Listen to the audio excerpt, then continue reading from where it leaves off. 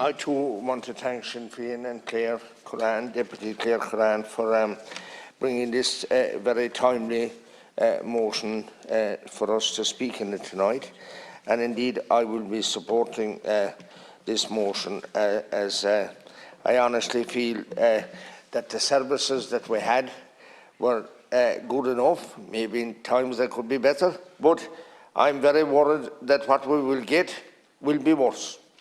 And when something is for profit, I'm afraid that the people that will suffer are the people who are on the margins and who are seeking employment and trying to get going. And we all know how many people are fixed after the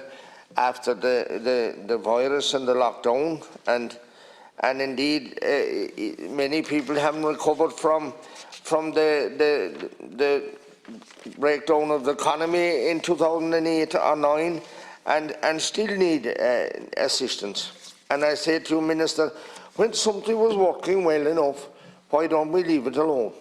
I'll just give you an example of tourists now, a company that were employed for deal with people to try to get them back to work. But in reality, what they were about was to get people off the dole regardless, and they made it impossible for them. I know one young man, and he was about 30 miles from Tralee, out on the side of the hill in Knocknagoshel. And he used to have to come every Monday morning from his house and along the side of the main dangerous road where many people have been killed, and go into Tralee every Monday morning to present himself and to prove what he was after doing or who he was after asking to get employment for. And that went on for more than 12 months. And the torture that poor young fella went through, many people wouldn't understand it only if we stood where he lived and where he had to go into Tralee every Monday morning. However, I believe that the government should now abandon the plans to privatise local employment services.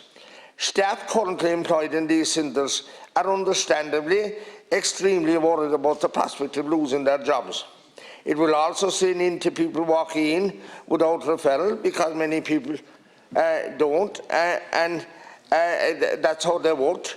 And the Minister has repeatedly said that he's open for LES and job clubs to tender for the new model. But the majority will be priced out from this tendering service.